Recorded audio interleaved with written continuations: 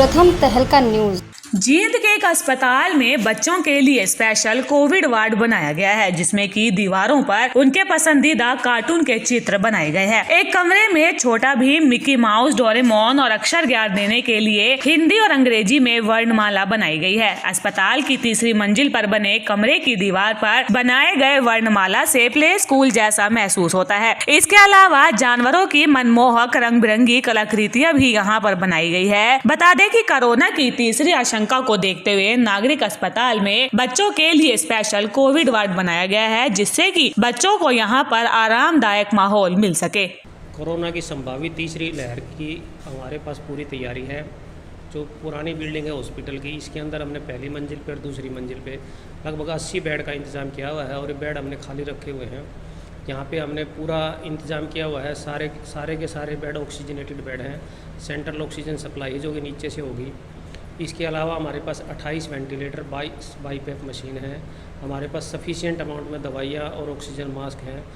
ज़्यादातर वेंटिलेटर में paediatric mode भी है। ये संभावना जताई जा रही है कि बच्चे ज़्यादा इन्फेक्ट हो सकते हैं। तो हमारे पास पूरी तैयारी है। जैसे कि आपने अभी राउंड भी लिया है कि पूरे सारे वार्ड की सफाई कर दी गई है। सारे वार्ड में हमने दोबारा से रंग रोगन करा के बिल्कुल साफ़ कर दिया है। और पूरा एक स्टाफ और 4 हमने आउटसोर्सिंग के जो बंदे हैं वार्ड सर्वेंट वो लगा रखे हैं, ताकि ये किसी भी समय अगर कोई मरीज आता है तो हम हर समय तैयार हैं। हमारी तैयारियां संपूर्ण है और लगातार सामान ऊपर से हमें मिलता जा रहा है।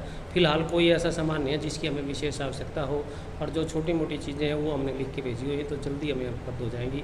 ना ऑक्सीजन की कमी है, ना वेंटिलेटर की ज़रूरत है, तो इस समय हमारे पास सफी। कोविड वार्ड एक कमरे में बच्चों के हिसाब से सजाया गया है। अस्पताल प्रशासन का कहना है कि ऐसी व्यवस्था तैयार की गई है जो कि बीमारी की हालत में भी बच्चों को सुकून दे सके, बच्चों में बीमारी के प्रति खौफ और घबराहट ना हो। उन्होंने ये भी बताया कि कोरोना की तीसरी लहर से निपटने के लिए वार्ड में 80 बेड की व्यवस्था की गई है। इसमें से 18 बेड बच्चों के लिए निर्धारित किए गए हैं। उसमें वेंटिलेटर से लेकर दूसरी सुविधाएं बच्चों के अनुरूप दी गई है। बच्चों के लिए हमने 18 बेड इसमें चिन्हित किए हुए हैं कि ये मानते हुए कि गवर्नमेंट की गाइडलाइन भी, आप मान के चलो कि 20% के करीब बच्चे भी आ सकते हैं। तो 18 बेड जो है हमने बच्चों के लिए आरक्षित किए इसी में। तो बच्चों के लिए हमारे पास एक तो पीडियाट्रिक मोड के वेंटिलेटर आ गए हैं, वो हैं। पीडियाट्रिक ऑक्सीजन मास्क भी हैं। बच्चों के लिए हमने जो यहाँ हमारे पीडियाट्रिशियन है उनको स्पेशल नोडल ऑफिसर नियुक्त कर दिया गया है। एक ट्रेनिंग भी हुई थी बच्चों की स्पेशल के लिए, तो वो हमने आगे भी दे दी है।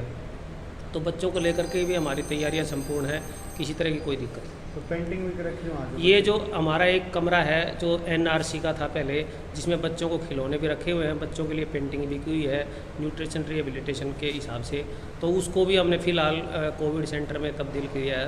तो हम बच्चों को भी यहीं रखेंगे। बच्चे वहाँ देखकर जो ठीक ठाक बच्चे हैं उनको अच्छा लगेगा।